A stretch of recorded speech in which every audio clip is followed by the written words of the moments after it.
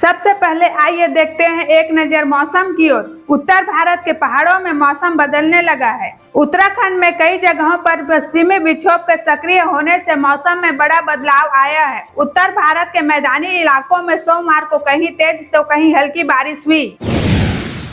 वहीं हिमाचल प्रदेश और उत्तराखंड के पहाड़ी इलाकों में बर्फबारी हुई। हालांकि जम्मू कश्मीर में तापमान थोड़ा बढ़ा हुआ है। बारिश के कारण तापमान गिरावट आने में ठंड बढ़ गई है। छत्तीसगढ़ के कुछ जगहों पर मंगलवार को भी गरज चमक के साथ हल्की बारिश होने की संभावना है। इसका ज्यादा असर उत्तर छत्तीसगढ़ में देखने को मिल सकता है। पश्चिमी चक्रवात के कारण मौसम में बदलाव हो सकता है। 29 नवंबर यानी बुधवार से न्यूनतम तापमान में गिरावट आएगी। खराब मौसम के कारण दिल्ली आने वाली 15 उड़ानों को जयपुर, लखनऊ और अहमदाबाद की ओर डायवर्ट किया गया। कोलकाता से दिल्ली आने वाली विस्तारा की एक उड़ान को लखनऊ की ओर मोड़ा गया, तो गुवाहाटी से दिल्ली जाने वाली उड़ान यूके 742 को जयपुर की ओर मोड़ दिया गया। 11 उड़ानों को जयपुर में उतारा गया। इनमें एक अंतर्राष्ट्रीय फ्लाइट भी थी। डायवर्ट की गई एक फ्लाइट में केंद्रीय मंत्री सर्बानंद सोनोवाल भी सवार थे। वह डिब्रूगढ़ से दिल्ली जा रहे थे एवं गुजरात से उदयपुर आ रहे एक हेलीकॉप्टर को आपात स्थिति में एक खेत में उतारा गया।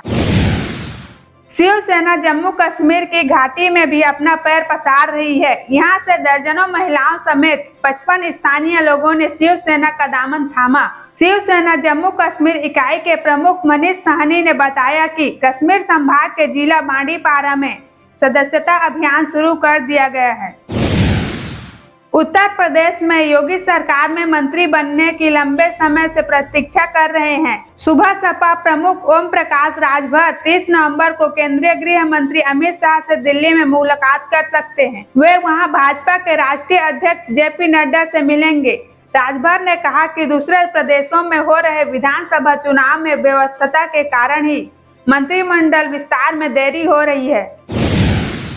शिमला के मुख्यमंत्री सुखविंदर सिंह सुक्खू का कहना है कि कांग्रेस आला कमान से हरी झंडी मिलते ही सरकार में रिक्त पड़े मंत्रियों के 3 पद भर दिए जाएंगे। उन्होंने कहा कि हर चीज का एक वक्त होता है और जैसे ही हाईकमान उचित समझेगा मंत्रिमंडल विस्तार किया जाएगा।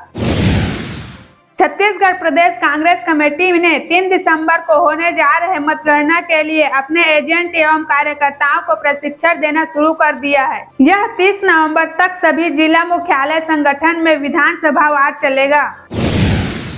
कांग्रेस नेता एवं सांसद राहुल गांधी को बीजेपी के पूर्व अध्यक्ष अमित शाह पर अभद्र टिप्पणी करना भारी पड़ गया। एमपी एमएलए कोर्ट के मजिस्ट्रेट योगेश यादव ने उन पर मानहानि के आरोप में मुकदमा चलाने का आदेश देते हुए 16 दिसंबर को न्यायालय में उपस्थित होने का आदेश दिया है। उड़ीसा में राज्य सरकार ने मिशन शक्ति समूह के लिए 5 लाख रुपए तक के ब्याज मुक्त ऋण उपलब्ध कराकर महिला एसएचजी के सामाजिक आर्थिक सशक्तिकरण को बढ़ा रही है। पटना राज्य के थानों में कागज कलम के रजिस्टर में दर्ज करने के बजाय अब सीधे कंप्यूटर पर डिजिटल रूप से प्राथमिक दर्ज की जाएगी। पुलिस मुख्यालय के निर्देश पर पहले चरण में राज्य के 900 से अधिक थानों में यह प्रक्रिया शुरू की गई है। वित्त मंत्री निर्मला सीतारमण ने सोमवार को कहा कि आगामी वैश्विक जलवायु शिखर सम्मेलन में प्रौद्योगिकी हस्तांतरण को लेकर बयानबाजी नहीं, ठोस कार्रवाई पर जोर दिया जाना चाहिए। संयुक्त राष्ट्र के वार्षिक जलवायु शिखर सम्मेलन का 28वां संस्करण 30 नवंबर से 12 दिसंबर तक संयुक्त अरब अमीरात में आयोजित किया जाएगा। झारखंड राज्य में इंटरमीडिएट परीक्षा 2024 के लिए आवेदन भरने का कार्य 28 नवंबर यानी आज से प्रारंभ हो जाएगा।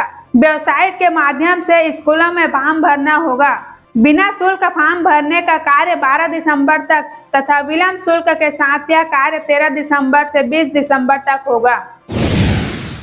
पाकिस्तान द्वारा गिलगिट बाल्टिस्तान पर अवैध कब्जे के बाद से ही इस क्षेत्र के लोगों को मुश्किलों का सामना करना पड़ रहा है। गिलगिट बाल्टिस्तान के लोगों को कभी वे अधिकार नहीं दिए गए जिनके वे हकदार हैं। इस्लामाबाद की सरकार उनके साथ लगातार गलत व्यवहार कर रही है। हरियाणा में पंजाबी अध्यापकों का एक प्रतिनिधिमंडल सीएम मनोहर लाल से पंचकूला के गुरुद्वारा नाडा साहिब में मुलाकात की। हरियाणा में त्रिभाषी फार्मूला लागू करने की मांग की। राजस्थान में विधानसभा के लिए चुनाव हो चुका, अब बस परिणाम का इंतजार है। वहीं इससे पहले भाजपा के राष्ट्रीय महासचिव अरुण सिंह ने सोमवार को कहा कि लोगों ने राजस्थान में कांग्रेस सरकार के कुशासन के खिलाफ मतदान किया है और विश्वास जताया है कि राजस्थान में भाजपा भारी जनादेश से सरकार बनाएगी। नई दिल्ली में समलैंगिक जोड़ों के विवाह को कानूनी मान्यता देने के लिए इनकार करने वाले उच्चतम न्यायालय के फैसले के खिलाफ रिव्यू पिटीशन पर सुप्रीम कोर्ट आज सुनवाई करेगी। प्रधानमंत्री नरेंद्र मोदी जलवायु परिवर्तन पर वैश्विक शिखर सम्मेलन में भाग लेने के लिए इस सप्ताह दुबई की 2 दिवसीय यात्रा करेंगे। पीएम मोदी 30 नवंबर से 1 दिसंबर तक 2023 का संयुक्त अरब अमीरात की यात्रा पर जाएंगे। प्रधानमंत्री नरेंद्र मोदी यूएई में संयुक्त राष्ट्र की तरफ से पर्यावरण बदलाव पर होने वाली बैठक COP28 में भारत का प्रतिनिधित्व करेंगे। संयुक्त राष्ट्र कॉन्फ्रेंस ऑफ पार्टीज की 28वीं बैठक का हिस्सा है, जिसे COP28 के नाम से जाना जाता है। शिखर सम्मेलन में पीएम मोदी द्वारा भारत के महत्वाकांक्षी जलवायु एजेंडा और संबंधित मुद्दों पर प्रकाश डालने की उम्मीद है। कतर की मध्यस्थता से इजराइल और हमास के बीच हुई सीज फायर की अवधि अब 2 दिन बढ़ा दी गई है। दोनों पक्षों के बीच 4 दिनों के सीज फायर की अवधि सोमवार रात को खत्म हो रही थी, लेकिन अब इसे 2 दिन और बढ़ा दिया गया है। इसके साथ ही मौजूदा सीज फायर के तहत बंधकों को रिहा किए जाने वाली नई लिस्ट भी तैयार कर ली गई है।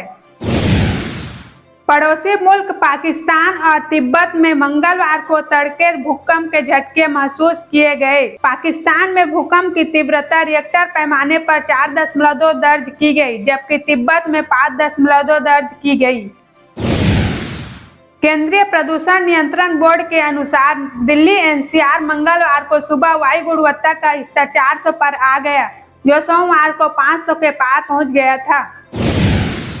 लखनऊ विधानमंडल शीतकालीन सत्र मंगलवार सुबह 11 बजे शुरू होगा। वर्ष 2023 में यह विधानमंडल का तीसरा और 18वीं विधानसभा का 6वां सत्र होगा। इस सत्र में राज्य सरकार वित्तीय वर्ष 2023-24 के लिए अनुपूरक बजट प्रस्तुत करेगी।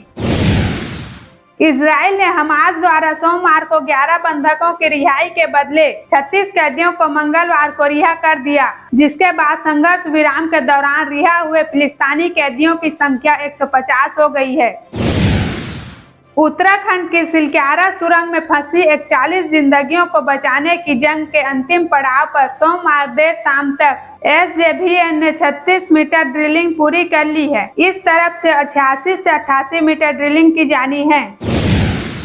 छत्तीसगढ़ के दुर्ग जिले के कलेक्टर पुष्पेंद्र मीणा के आदेश के बाद भिलाई नगर निगम इसे लेकर एक्टिव हो गया है। दुर्ग जिले में रात 10 बजे के बाद तेज आवाज ध्वनि वाले विस्तारक यंत्र जैसे डीजे और साउंड बजाने पर रोक लगा दी गई है।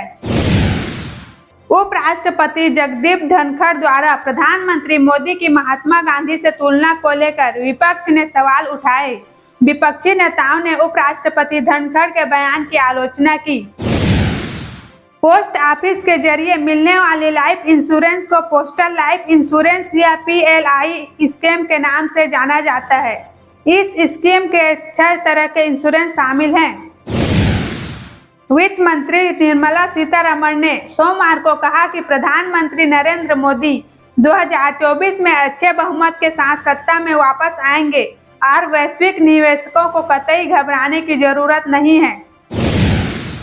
उत्तरकाशी में सुरंग में फंसे मजदूरों को निकालने के लिए चलाए जा रहे रेस्क्यू अभियान का आज 17वां दिन है। दिन के फंस जाने के बाद अब rescue team red hole mining का सहारा ले रही है।